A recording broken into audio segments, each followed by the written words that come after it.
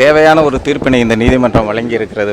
நான் அதற்காக நீதிமன்றத்திற்கு என்னுடைய வணக்கத்தினை தெரிவித்துக் கொள்கிறேன். இந்த வழக்கிலே புலனாய்வு செய்த அதிகாரிகள் திருமதி ராஜேஸ்வரி அவர்கள் இப்பொழுது ஐஜியாக இருக்கிறார்கள். சிறந்த முறையிலே புலன் விசாரணை செய்து இந்த வழக்கை தாக்கல் செய்திருக்கிறார்கள். மற்றபடி இந்த வழக்கை முழுமையாக மிகப்பெரிய 104 அரசு தரப்பு சாட்சிகள், நிறைய ஆவணங்கள் இருந்தாலும் அதையெல்லாம் நீதிமன்றத்திலே தகுந்த நேரத்திலே குறுகிய காலத்திலே நீங்கள் நம்மளுக்கு பார்க்குறதுக்கு ஒரு 7 இயர்ஸ் ஆகிடுச்சு, 5 இயர்ஸ் ஆகிடுச்சுன்னு சொல்லலாம்.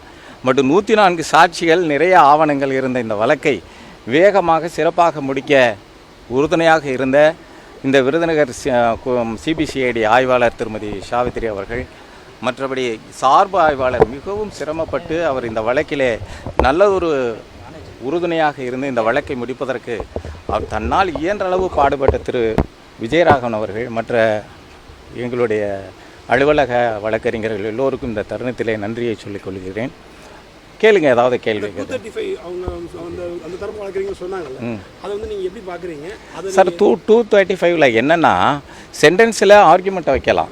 என்ன ஆர்குமெண்ட் வைக்கலான்னா, சில காரணங்கள் காரணமாக இந்த தண்டனையில் இருந்து குறைந்தபட்ச தண்டனையை கொடுங்க, எங்களுக்கு தண்டனையை குறைக்கலாம், இல்லை ஆல்டர் பண்ணலான்னு கேட்கலாம்.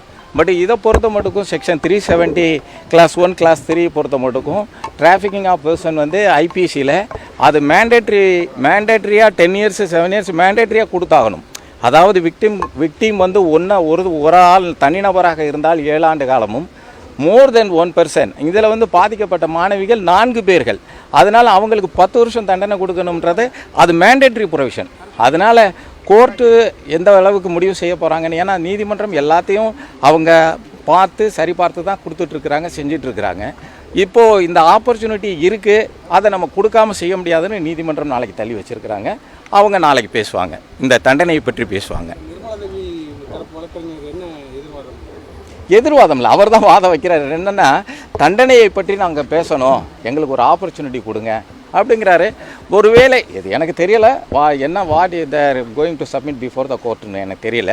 ஒருவேளை உடல்நலம் சரியில்லைன்னு சொல்லலாம், இல்லைன்னா இந்த வழக்கினுடைய தன்மையை கருதி A to A3 விடுதலை பண்ணிட்டீங்க, இவங்களுக்கும் கொஞ்சம் லீனியன்சி காட்டுங்கன்னு கேட்கலாம். தட் இஸ் அவங்களுடைய டிஸ்கிரிப்ஷன்.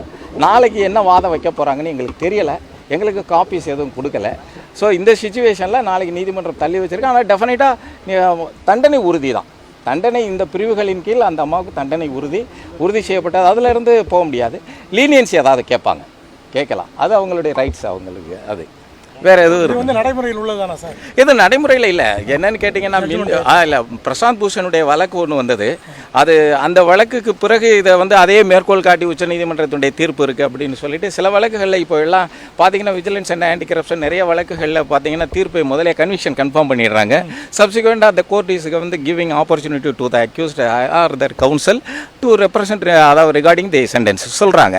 அதே மாதிரி இதுலேயும் சென்டென்ஸுக்கு பேசுகிறதுக்கு ஒரு வாய்ப்பு கொடுத்துருக்குறாங்க. அதில் இது எளிய மக்களுக்கு சாத்தியமான விஷயம் தானே சார்?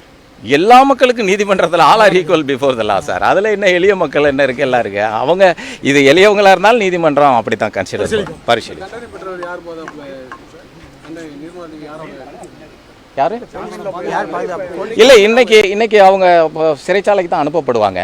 ஏன்னா தண்டனை சொன்னதற்கு பிறகு அவங்களுக்கு வெளியில் விடுறதுக்கு. ஆனால் எவ்வளவு காலம் என்று சொல்லாமல் நாளைக்கு கொண்டுட்டு வர சொல்லி மீண்டும் நீதிமன்றத்துக்கு அழைத்து வர சொல்லி உத்தரவு பிறப்பிப்பார்கள் எதிர்பார்க்குறோம்.